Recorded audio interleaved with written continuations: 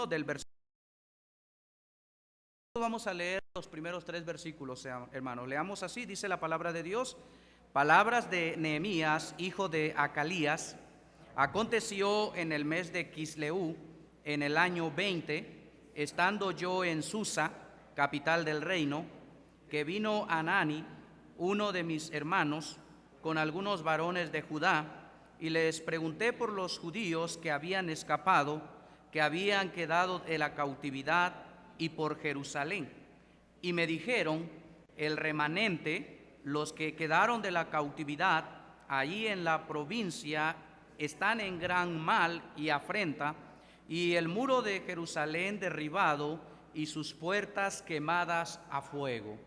Vamos a orar. Señor y Dios, gracias por tu palabra, gracias por darnos la bendición a cada uno de nosotros de poder estar reunidos, Señor, en esta mañana. Habla a nuestras vidas, por favor. Señor, usa tu palabra, Señor, para cambiarnos, para transformarnos. Usa tu palabra, Señor, para que nuestras convicciones sean cada vez más afirmadas, Señor. Bendice a tu pueblo, bendice esta iglesia, te lo pido en el nombre de Cristo Jesús. Amén y amén. ¿Puede tomar asiento, hermano, por favor? Puede tomar asiento. Muchos de nosotros, hermanos, conocemos el trasfondo de lo que es el libro de Esdras y lo que es el libro de Nehemías. Ya para este momento, hermanos, el templo que había sido, verdad, destruido, Dios levantó a Esdras para poder, verdad, reedificarlo y levantar el templo.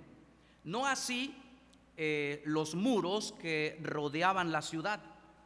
Ahora Dios comisiona, o Dios, verdad, llama, Dios pone como líder, pone en el corazón de Nehemías para que él regrese, verdad, a Jerusalén y poder, verdad, convertirse en el hombre a quien Dios iba a usar para reedificar los muros en Jerusalén.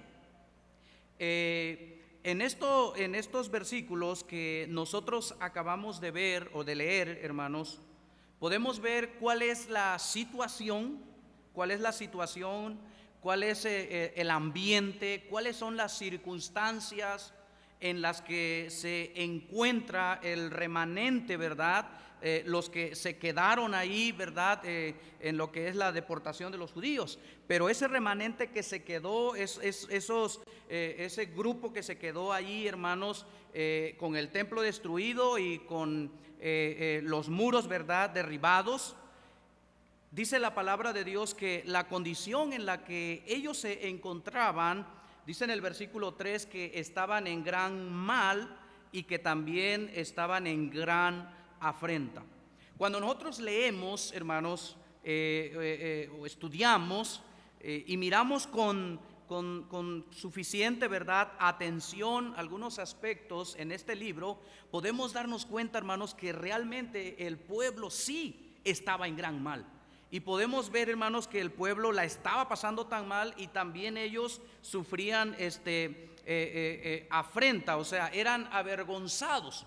Ahora, la razón, hermanos, por la cual ellos estaban en esa situación, la razón por la cual estaban en gran mal y estaban en gran afrenta, y los muros de Jerusalén habían sido derribados, los quemaron a fuego. Hermanos, leemos eso nosotros, y allá en el libro de Segunda los Crónicas, capítulo 36, versículo 14 hasta el versículo 16, ahí vamos a darnos cuenta cuál fue la razón por la cual el pueblo, hermanos, el pueblo de Dios, este remanente, estaban en esta situación. Y la razón, hermanos, por la cual ellos estaban viviendo o estaban en esa situación era porque estaban sufriendo las consecuencias que había traído su pecado.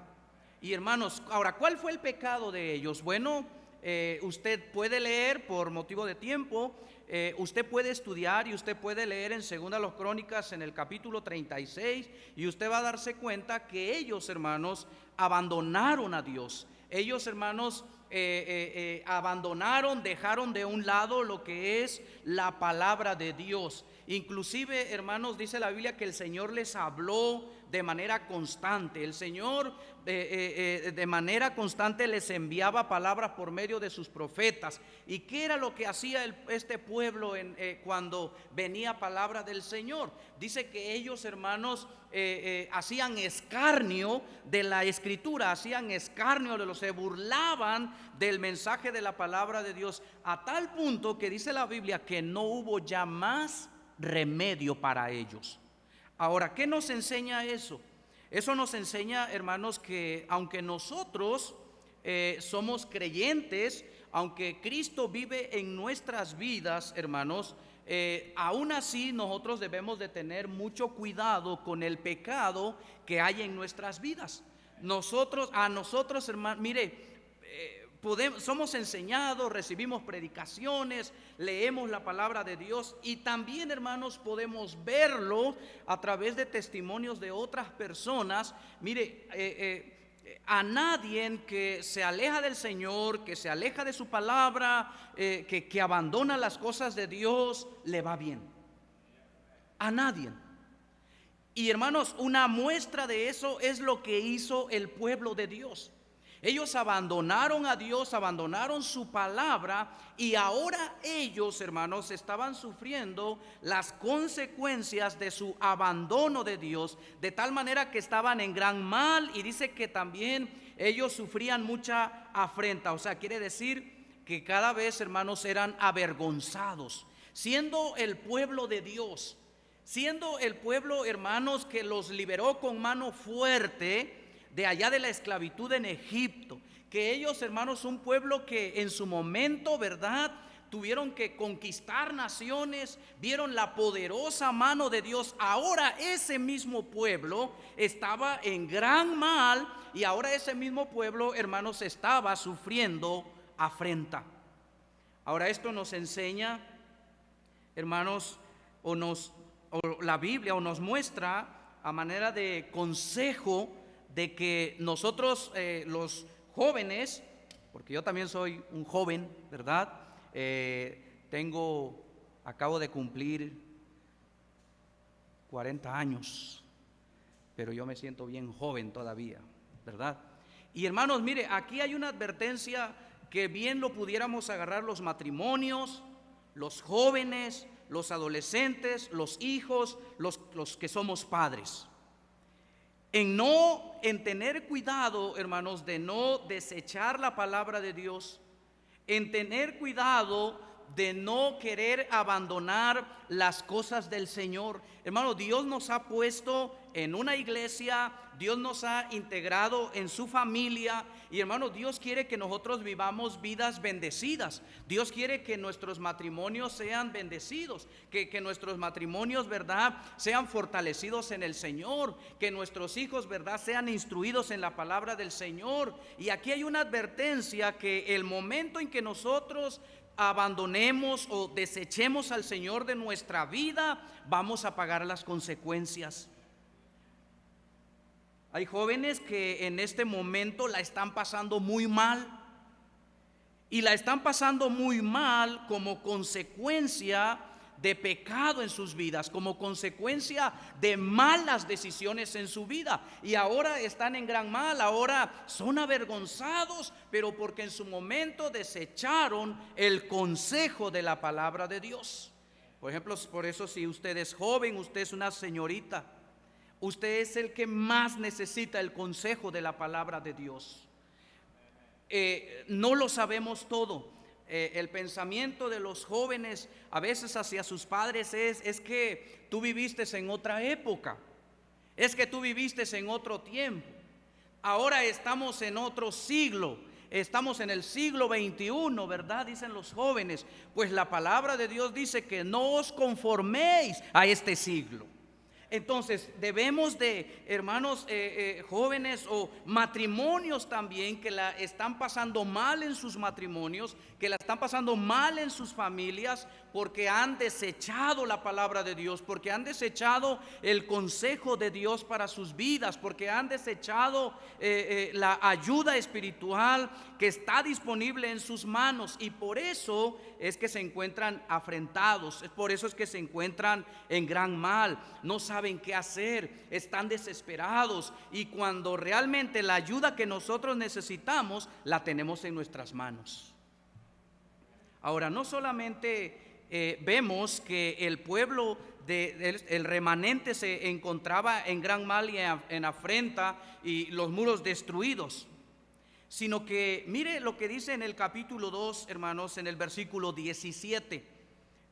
Nehemías capítulo 2, versículo 17 dice: les dije pues, vosotros veis el mal en que estamos, que Jerusalén está desierta y sus puertas consumidas por el fuego. Venid y edifiquemos el muro de Jerusalén y no estemos más en oprobio. Ahora, quien está hablando aquí, hermanos míos, es Nehemías. Pero antes de que Nehemías vaya con el pueblo, ya Nehemías había hecho una inspección de las condiciones en la que se encontraba la ciudad. Eso usted lo puede leer del versículo 9 hasta el versículo 16 del capítulo 2. Y dice la palabra de Dios, hermanos, que Nehemías, él se levantó y él de noche dice que anduvo caminando.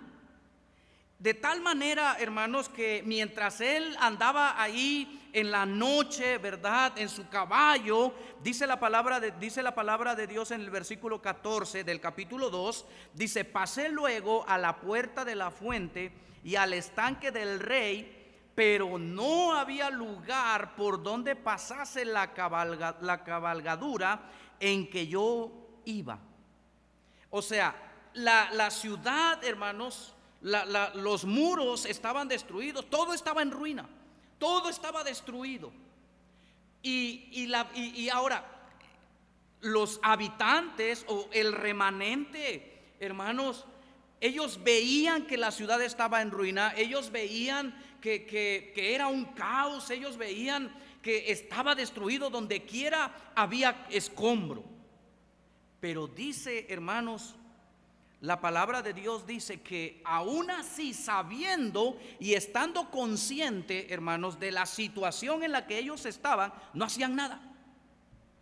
Eso se llama, hermanos, eso se llama indolencia. Eso es ser indolente.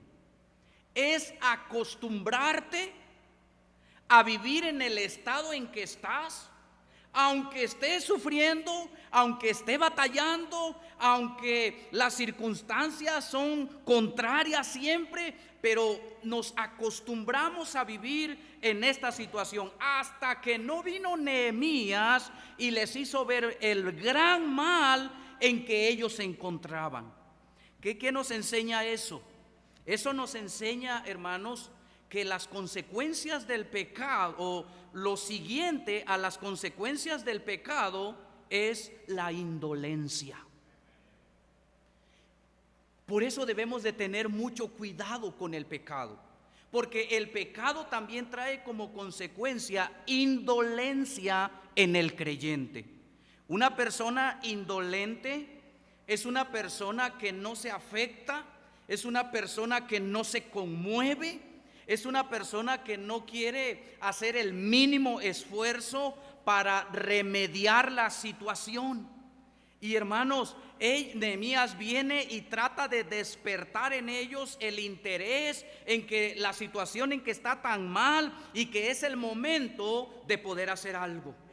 ¿Por qué es importante que tengamos cuidado con el pecado? Porque el pecado nos lleva a ser indolentes. Mire,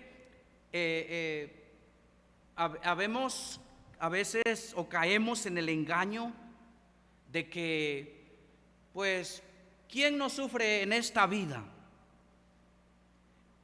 ¿Quién no batalla en esta vida? Yo no estoy diciendo que el creyente no sufre, que el creyente no va a batallar. Pero hermanos, hay sufrimiento, hay batallas que son como consecuencia del pecado, pero que somos tan indolentes que lo queremos ver de otra manera.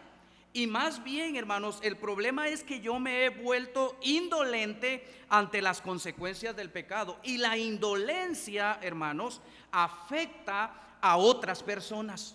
Dice la palabra de Dios en el libro de Lamentaciones. Si puede ir conmigo bien rápido, hermanos, quiero que vea ahí en Lamentaciones. Dice la Biblia en el capítulo 1, Lamentaciones capítulo 1, dice la palabra de Dios en el versículo 12: ¿no os conmueve a cuantos pasáis por el camino? Mirad y ved si hay dolor como mi dolor que me ha venido, porque Jehová me ha angustiado en el día de su ardiente furor. Lamentaciones, hermanos, fue escrito, ¿verdad?, por el profeta Jeremías.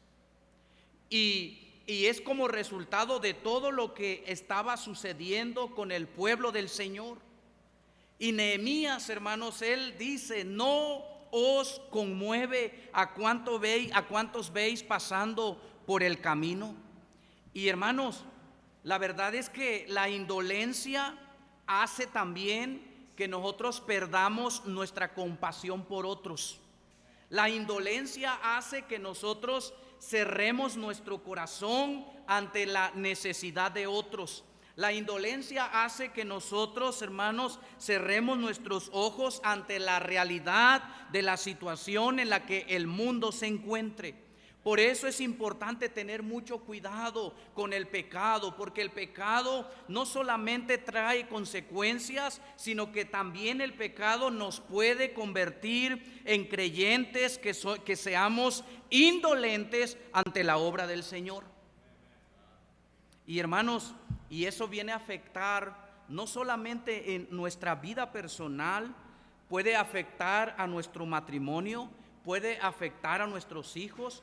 Y hermano, ¿por qué cree? A veces vemos, hermanos, en el medio donde usted se desenvuelve, vemos gente tan apática, vemos a gente como que si no le importara las cosas de otros, vemos a gente que no les importa el dolor ajeno, los problemas de otros. Y hermano, eso es ser una persona indolente, eso es ser una persona que no le afecta en lo más mínimo la necesidad de otros. Y aquí, hermanos, el pueblo de Dios, Nehemías viene y Nehemías le hace ver a ellos el mal en que ellos están. Mire, a veces batallamos en nuestras vidas no por cosas que no sepamos, sino porque nos hemos vuelto indolentes, porque sabemos en dónde está el mal, porque sabemos dónde está el problema, pero no queremos tratar con ese problema, pero no queremos ponerle remedio, no queremos hacer las paces con el Señor. Y mire, hermanos, eso es terrible. De verdad es terrible vivir en una condición donde usted y yo sabemos cómo remediar esa situación y no querer hacer nada al respecto. Ellos, hermanos, estaban en ruinas, ellos eran objetos de vergüenza, ellos estaban en gran mal, eran afrentados de manera constante ante sus enemigos, y más sin embargo, ¿verdad?, a ellos les daba igual. No les importaba el dolor que pudiera provocarle a sus familias, a sus esposas, a sus hijos. No les importaba que, siendo el pueblo de Dios, ¿verdad?, estaban en oprobio, estaban en deshonra, porque se habían convertido en un pueblo indolente. Que el Señor nos libre a cada uno de nosotros de convertirnos en creyentes indolentes. Y hermanos, la obra de Dios es afectada cuando hay indolencia en su pueblo. La obra de Dios es afectada cuando yo me convierto en un indolente. Pero un indolente, hermanos, no solamente es alguien que no se afecta o que no se conmueve, sino que también una persona indolente tiene que ver con una persona perezosa, con una persona floja, una persona que le da flojera hacer las cosas. Mire, yo creo que una de las ayudas que el Señor pone a la disposición de cada persona es a través de la iglesia. La iglesia, hermanos, siempre será una bendición. Y creo que Dios usa la iglesia para tratar con su pueblo. Dios usa la palabra de Dios predicada en la iglesia para tratar asuntos en los matrimonios, asuntos en la vida familiares, en la vida de nuestros hijos. Y hermanos, pero a veces hay creyentes, cristianos que no ven de esa manera. Y hermanos, por eso es que a veces les da hasta pereza, les da hasta flojera el venir a congregarse, sabiendo que Dios quiere tratar con ellos a través de la predicación de su palabra. Conozco a una familia que está batallando en su vida espiritualmente, y ellos lo reconocen, y ellos están conscientes de que están batallando en su vida. Pero la hermana, hablando con ellos, la hermana me dijo esto. La esposa del hermano dice, ahí estaban ellos hablando conmigo, y ellos me dicen, pero hay algo que nosotros hemos decidido no dejar de hacer. Porque sí estamos batallando, sí estamos teniendo luchas, pero hay algo que no vamos a dejar de hacer, y eso es dejar de congregarnos. Porque mientras nosotros estemos congregados, el Señor va a estar tratando con nosotros. Y hermanos, de verdad que la bendición, la iglesia es una bendición. La iglesia, hermanos, es verdad la obra que Dios nos ha dado a nosotros, hermanos, para que de parte de por medio de la iglesia podamos recibir la dirección, la instrucción de la palabra de Dios. Pero para eso hay que levantarnos temprano. Hay que estar dispuestos a invertir de nuestro tiempo, a levantarnos, a dejar a veces cosas que tengamos que hacer. ¿Por qué? Porque vemos de suma importancia la manera o el medio que Dios usa para tratar con nosotros. Y por último, hermanos,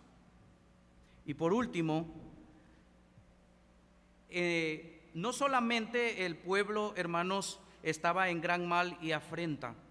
No solamente, hermanos, ellos se habían convertido, se habían vuelto, ¿verdad?, indolentes ante el pecado, sino que había algo que provocaba toda esa situación en la que se encontraba el remanente. Y en el versículo 17 y en el versículo 3 del capítulo 1 que leímos, se menciona que el muro de Jerusalén estaba derribado. Y en el capítulo 2, en el versículo 17, Nehemías les dice a ellos: venid y edifiquemos el muro de Jerusalén. Nehemías, hermanos, entiende que Dios lo puso ahí. Y Nehemías, después de haber inspeccionado la ciudad, Nehemías llega a la conclusión de que una de las maneras en poder salir de esa situación en la que él se encuentra era levantar los muros. ¿Por qué? Porque cuando leemos en los primeros capítulos, hermanos, en el libro del Génesis, o vamos a Josué en los primeros capítulos, y podemos ver la importancia de los muros en los tiempos bíblicos.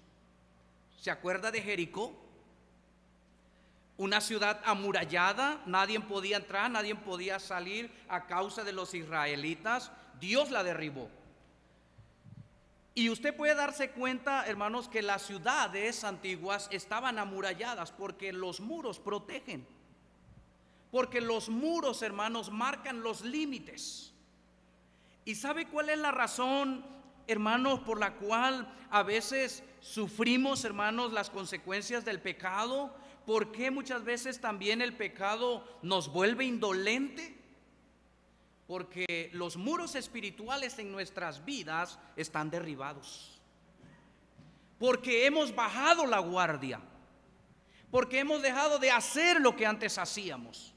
Porque hemos dejado de fortalecer áreas espirituales en nuestras vidas que son tan importantes para que nosotros sigamos en el camino de lo que es la vida cristiana.